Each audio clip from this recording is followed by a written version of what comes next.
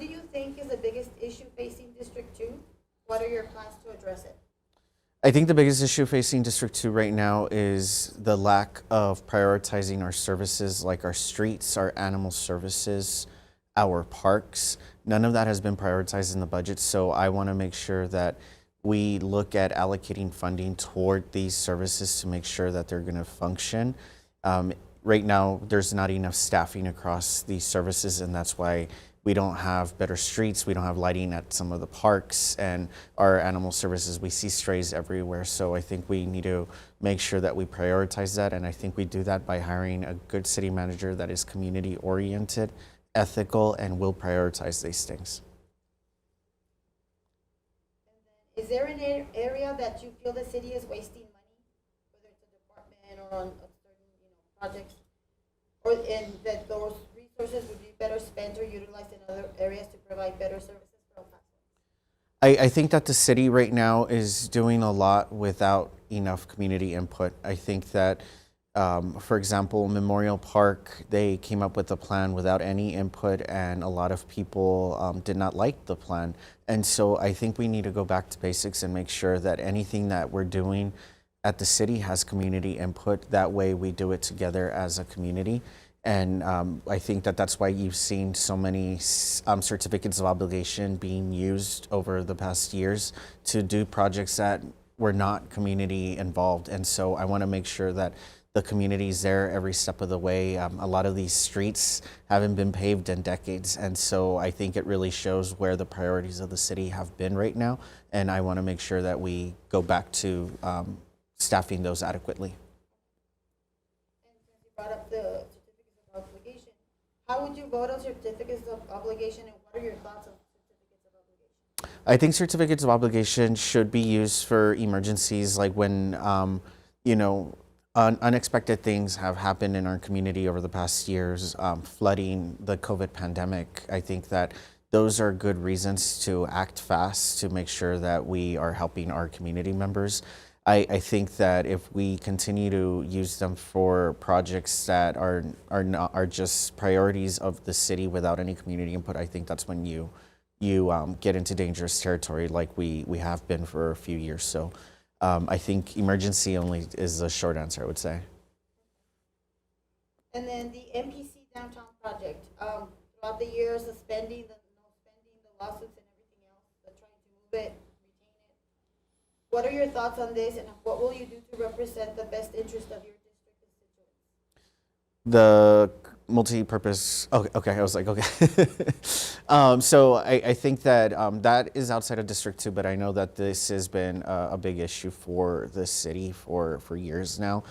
At this point, it's not even what was promised 11 years ago. I can't believe or 12 years ago at this point. We're still talking about the 2012 bond. And so I think that my idea for this would probably be to let's partner with the school districts and see if we can come up with a good venue for our students to be using it for their plays, for their sports, stuff like that. I think that would serve a great purpose. Something similar that Socorro has on the east side is the SAC. I think we would benefit from having that here in the heart of El Paso. Your thoughts on SB4 and the city's response to the migrant surges and providing services? Okay, I'll try in 45 seconds. I think that right now we see that SB4 is going to cost a lot of money. It's not something that is a good law, and I'm hoping that the court is going to strike it down. I think the city needs to join the lawsuit to make sure that our voices are heard and we fight this horrible bill. I think that right now the city has been doing good work with the services that they've been providing to our migrants, but I think that this is a federal issue, and I'm hoping that Congress will act on getting new laws in the books. It's been decades since we've had new immigration laws, and I think that that would be really helpful in making sure that we tackle this crisis from the federal level. I don't think it should be landing on our city, our county, our nonprofits. I commend them for doing amazing work and helping, but I want the federal government to act. And then direct response to your voters. why should they elect you? Why should they vote for you? Well, I think that I'm bringing a ton of experience from being at EPISD. In 4.5 years at EPISD, I have lowered the tax rate 4 years in a row. I've prioritized money where it needed to be in the classroom. I want to bring that experience to the ever-growing budget at the city. I think that we need to prioritize our services, make sure that we hire a good city manager. I've already hired a superintendent 2 years ago, and we got a good contract for the taxpayer. We have salary, retirement, and healthcare just like any other employee. I want the next city manager to have a very similar contract. And I think that bringing my experience from UTEP, I've graduated 4 times. I have 4 degrees. I have a doctorate in education. So I don't think we've had that perspective at City Hall. And I'm ready to get to work and be that community-oriented leader that is effective and gets results all the time. All right, what do you think is the biggest issue facing District 2? What are your plans to address that issue?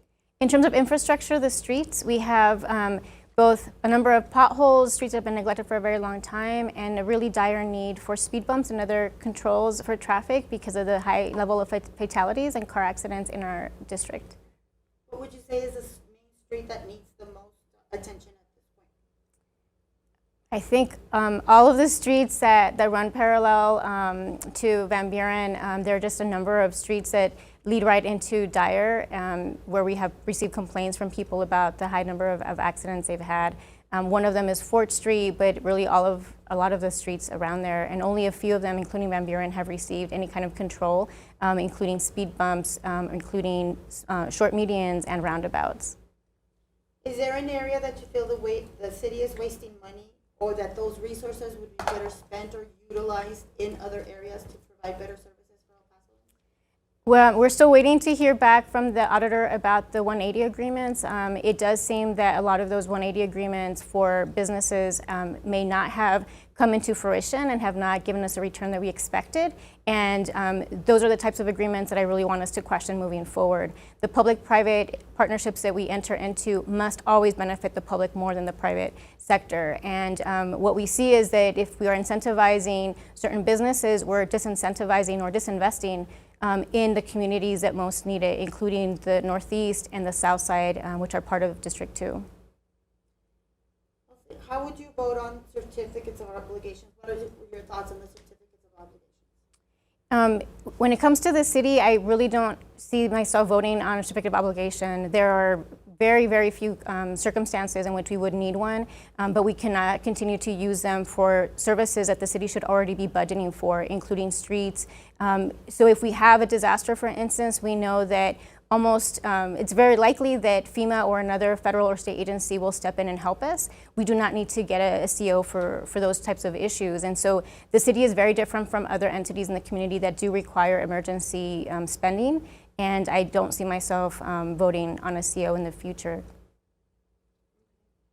On this whole thing of the MPC downtown, and going back and forth and back and forth, and fighting location, fighting funding, and everything like that, what do you think needs to be done? How do you think your district needs to, and you will represent your folks in your district on that one issue? The sports arena component, we've been told by the courts, I was part of the litigation, is discretionary. So if we insist on doing a very expensive sports arena, it's a choice that the city is making, and I would not vote for that choice. We have an obligation to deliver a multi-purpose performing arts center, and I'm ready to work with other entities in the community to figure out the best product that we can deliver at the best price. And the best location.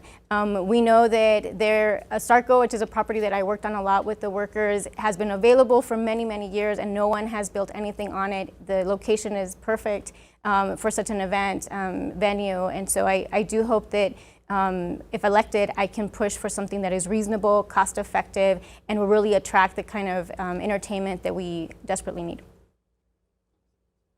And then finally, with all the immigration, the issues, mayors from New York, from Chicago, from California, that are fighting against our own governor because we're busing migrants to them.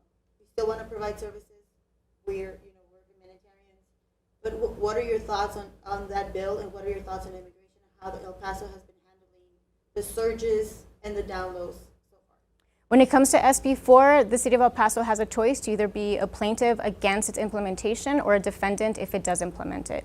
And I am pushing for the city to get involved with that, with the county attorney's office, and fight the implementation of SB4. And in terms of the migrant surge, we know that the city has worked independently of the county and nonprofit organizations in the city when it comes to migrants.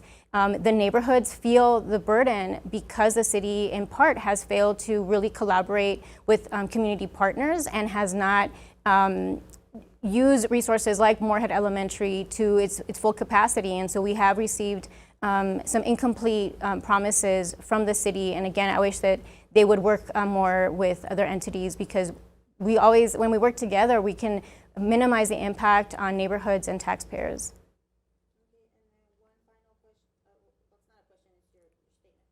What is your statement for the voters? Why should the voters select you? As both a trial and community lawyer, I have the ability and the intellect to review contracts, especially when it comes to the city manager position and other issues that are going to come up to the city.